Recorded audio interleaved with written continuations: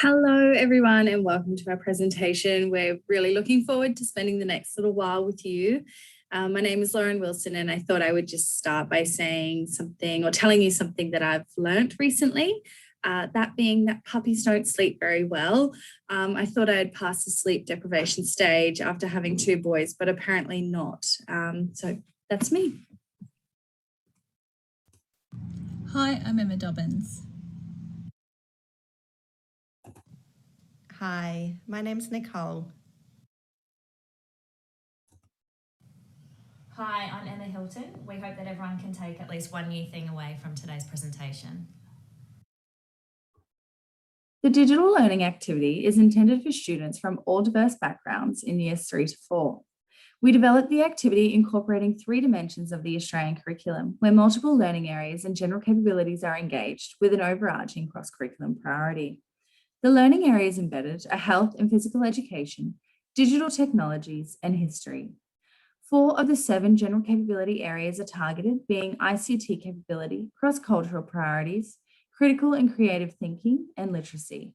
The key cross-curriculum priority reflected in this task is Aboriginal and Torres Strait Islander histories and cultures. The task will be set over 4 lessons, with each lesson attributed to a set task. For example, in one lesson, students will investigate and prepare a narrative of their chosen ingredient and implement their findings into their individual books in the Book Creator app. In another lesson, students will reproduce and film the recipe of their chosen native ingredient. All lessons are intended to be completed within the classroom in groups of 3 to 4 to maximize collaboration and extend resources. So this is our content descriptor of our digital learning activity. Now, we've chosen this because we wanted our students to research their own heritage and cultural identities. And we also wanted to make sure we were respecting and valuing diversity. Now, our aim with our students is always to get them to engage in those higher order thinking skills. And in this case, by investigating how food practices differ between families, communities, and cultural groups, and how food preparation and consumption are used to celebrate and pass on cultural beliefs, practices, and values. By defining the elements of the curriculum and the supporting elaboration with exploration of the 3 dimensions of the curriculum cube, we planned our digital task based on Mishra and Kohler's TPAC model, integrating content, pedagogical, and technological knowledge to develop a multi-layered approach. This approach is student-led in inquiry and creative knowledge sharing and delivers against the APST focus areas 1, 2, and 3. What we teach, how we teach it, and the teaching tools are aimed to deliver and enhance digital design complexity in this task. Via Church's Bloom's digital taxonomy, 4 tasks ladder through the digital complexity and engage students along the spectrum of lower order thinking to higher order thinking skills. Commencing with task 1, which is an individual task of researching native ingredients and use by Indigenous Australian peoples. Students research using iPads and Google, creating a digital map to show locations and write a narrative piece using Word. This then moves through to task 2, moving up the order with a group collaborative event of making the recipe, videoing the event, and editing post as a group with different tasks assigned to the digital artifact. Task 3 is individual and is a creative planning activity by designing the product using the ingredient and showing developmental steps through a storyboard, which can be either via an app or drawing and photographing the planning. Task 3 is the final piece and the 4th. It is an assessment submission and it is an e-portfolio created via Book Creator to showcase each of the task artifacts. Using digital technologies to ladder from lower order activities through to higher order creative and cognitive engagement, we aim to deliver an activated learning experience for students. The digital artifact pictured is a representation of what students may choose to create for their bush tucker recipe book. We focused on the native ingredient lemon myrtle. On the first pages of the book, we developed an acknowledgement of country with a focus on native flora. Following on, pages 4 and 5 include the narrative of the chosen native ingredient. On this page, there is also an Australian map highlighting the growing areas of lemon myrtle within Australia. We also embedded a YouTube video and the scientific pronunciation of the plant.